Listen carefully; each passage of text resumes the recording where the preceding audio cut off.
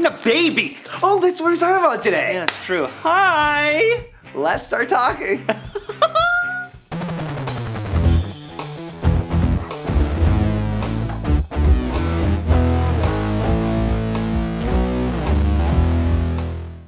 Hello, ladies and gentlemen. Welcome to another episode of Thebait. That's right.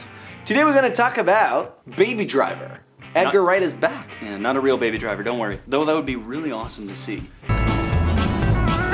If you're a fan of Shaun of the Dead, Hot Fuzz, The World's End, and Scott Pilgrim vs. the World, this is the movie for you. If you know the director, you know that he has a very particular style. He makes sure that, you know, that gets portrayed in any project that he works on. And that's actually one of the main things I like. I like directors and I like movies that you can identify a style. Like, oh, that is the guy. Like, that's one of the reasons I think that people like so much Scorsese, you know, and Tarantino, or Nolan, exactly, because you can identify that signature, and you can see exactly that in this trailer. Yeah, definitely. I think the biggest thing that really is notable, and it's funny because this is what this whole channel is about, is the editing in his films. Oh, yeah. I would say that Edgar Wright is the one director that really lets editing shine in his films. Yeah. In a way that it's almost like he's doing it on purpose to sidestep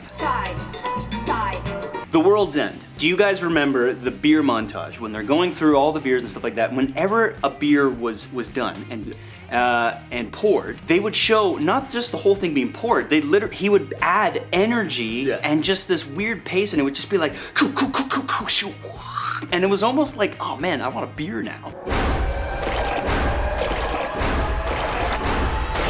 That's what I like about him, that he goes beyond like the normal use of editing, and he brings a whole new element to be actually identified by the audience as one more thing to tell the story. People only notice the editing job when it's not necessarily well done. Mm-hmm. Otherwise, like, we are known for good editing if people don't notice a cut, right? That's what we're looking. But Edgar Wright goes like, you know what? I don't care about that rule. I'm gonna make an edit and that people are actually gonna notice. And that became, I think, one of the main signatures on his job, on his work. Well, right? yeah, but it also becomes sort of part of the character of the film. Exactly. You know, like that quick cutting, which, by the way, is actually in this trailer itself. Exactly. That's because what got our attention. Exactly. You look at him shifting gears, right? Just little details that add to some flavor that it's almost as if the editor of the film cut the trailers. It feels like that, doesn't it? It does, because we've said in the past that third parties are the ones that actually cut the trailers, right? So, and then that's how the essence of the film may not come through, and that might, you know, not allow the film to shine as much as it should. You know, it's an Edgar Wright movie without even seeing the movie. Looking at his editing and the particular look of his work, it surprises me how good he is in controlling time. He really focuses on very specific things that he wants to make it important to the story, and when it's not, he literally just goes from here to here. There's actually a really good video on YouTube. We're gonna put the link on the description, but he talks about how he does transitions. Mm-hmm. Like how he just doesn't waste time. Yeah. Like on Hot Fuzz, for example, there's an amazing transition that the guy literally, like, he's talking to you, and the next thing we see, it's a cut, he's sleeping. The next cut, the bed is already made, the guy's out of the house. It's like that, boom, boom, boom.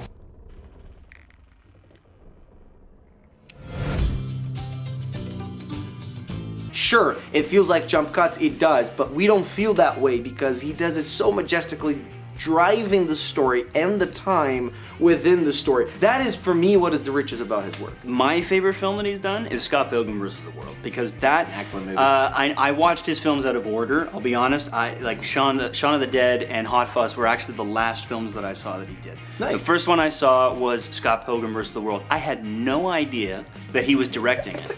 I'll always remember this memory because I sat next to 3 random people that I did not know, and they were all massively high. You remember when the first boyfriend bursts through the ceiling and is like, "Mr. Pilgrim! Mr. Pilgrim!" And then when that whole thing happens, and then he starts dancing with those like vampire things or whatever, I'm looking over and these people are like completely enveloped and they're like, oh. So the reason why that's my favorite movie is because he was able to capture the essence of a comic book on film. Yeah. With transitions, with characters. Framings, yeah, exactly. Everything. Like, you watch that movie is so unique, so original. Yeah. I don't really know any other movies that are like that. And this time he takes like what seems to be a normal heist story that we're all used to and seen a couple of times on in other movies, but he makes it his own by the way that he presents the characters, by the way that he paces every element that is being shown in the trailer. So what is it you do? I'm a driver. We can feel it because exactly of that aspect, that he has this ability to pick any genre and make his own style. It does feel like a little bit more of a mature kind of film for him. Yes, it does. Because it doesn't feel like a comedy first. Now, I won't say that all of his films were just comedy, right? As you were saying. It's a genre, but then he puts sort of a witty, comedic kind of flavor, right? His own flavor, yeah. But in this one, it seems like it's real stakes, and there's a real character with who went through a really traumatic event. His flavor is there, like you said. He made it his own, so it still feels like an Edgar Wright movie, and I still have that energy and excitement to see it. You want to see it, yeah. He knows how to leave his mark. Oh yeah, you big know, time. it's really well done. I'm really excited to see this. Different from the usual, today we're talking about 2 trailers. So Baby Driver actually released two different, slightly different cuts. But the coolest thing is, like, the 2 trailers, although they didn't give too much of the story, they deal with the same visuals, but they present different aspects of it. Yeah, and that's super cool. That is actually a very justifiable reason to have more than one trailer. Let alone the fact that these trailers were actually released very close to each other. They were. One that introduces more of the story when you have Kevin Spacey,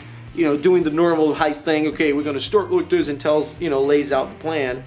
And the other trailer that seems to be more focused on the baby's character. Exactly, yeah. Building him as the hero of the story. They really were very, very similar. I don't know. It seems like it's really on the nose. I think it does its job. You know exactly what kind of movie it is. You know that it's an Edgar Wright movie right off the bat. Yeah. And it just looks like a lot of fun. And there's not enough movies like this right now. Not really. It's just a delightful trailer to watch. And honestly, no matter which one you watch, it worked on me. I'm a big fan of Edgar Wright, so it doesn't really me too. really count. So we're a little biased, but maybe you can be biased with us. Yes. Yeah. Or maybe you just hated everything about it, or you didn't, or maybe you just want to say how much you love us. Whatever it is you want to say, please leave your comments down below.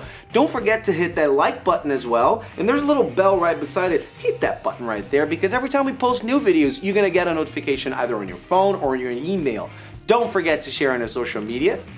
And also, just so you guys are aware, that means a lot to us. So if you don't, I have a tendency to spontaneously cry. Yeah. So like right now, I already have. He bit like all of them. I'm already turned up a little bit. I'm sorry. Come on. Okay. They're gonna like the video. Don't do that, okay? They're gonna like just like that video, please, okay? See you next time. Now, if you And Scott Pilgrim, Mr. Brim's Manova. If you're a fan of Shafas, Scott Pilgrim. Stop. If you're a fan of son of a dick. Shh, you're such a baby. Don't do that. Don't be like that. Come on.